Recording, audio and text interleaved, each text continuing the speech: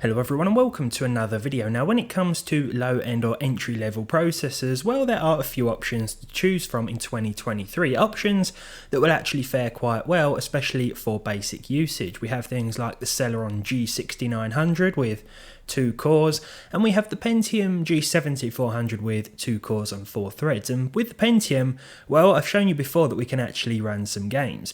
It makes little sense because the i3-12100F is often priced quite closely to it, at least here in the UK. But today we're forgetting all of those rather sensible choices and instead going with something much older, yet something you can still buy brand new. Inside this package from scan.co.uk we have one of the cheapest processors, or possibly the cheapest CPU that you can still purchase brand new in box, despite it being about 9 or 10 years old. So let's get this thing open, show you what we have and talk about what it's like to use, and then try and play some games. There's a reason my last video was uploaded 3 days ago, and that's because it took about 2 of those days just trying to load into 4 of my favourite titles, but more on that in a little bit.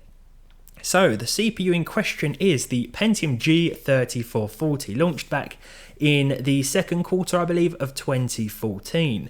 This has 2 cores, onboard graphics, and it comes with a stock cooler, which is more than adequate considering this is such a low power part. As you can see, it's brand new in box with the sticker still intact as well. So Scan is still selling these brand new for £4.99 at the time of this video.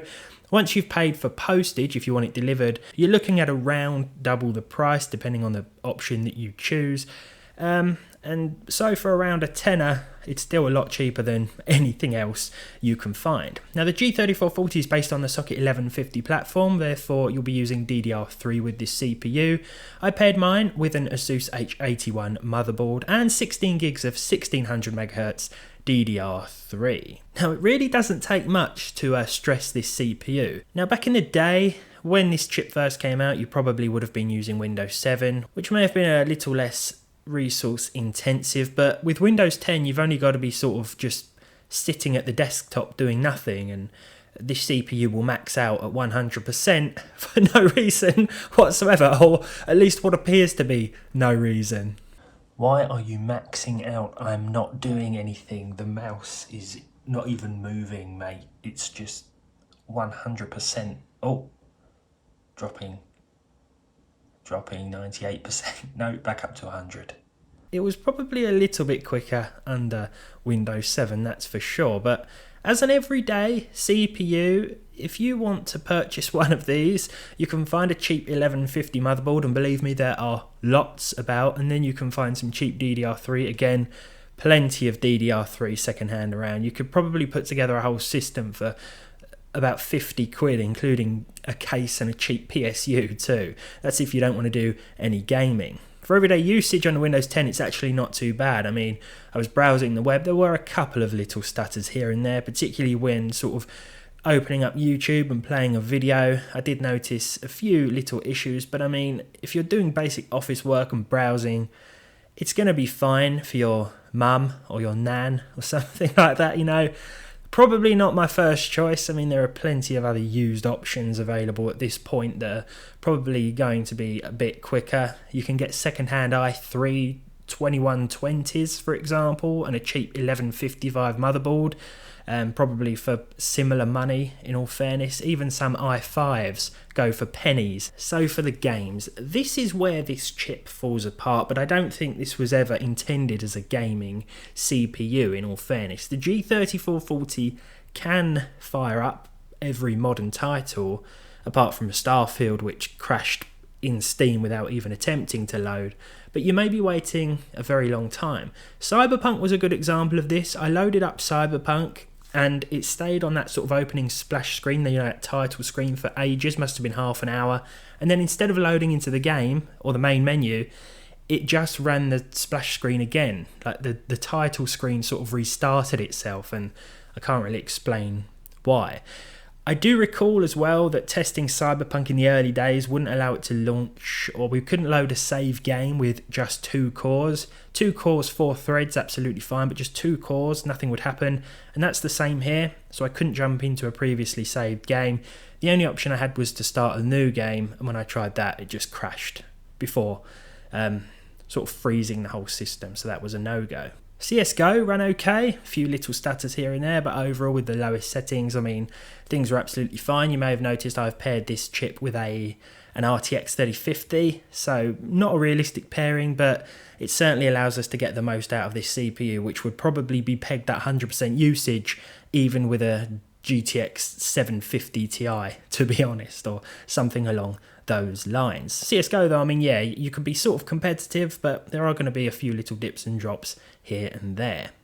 Red Dead Redemption surprised me. I've always said that this isn't particularly CPU intensive. As long as you've got strong CPU cores, it seems to run just fine. I know it runs fine on the Pentium G7400.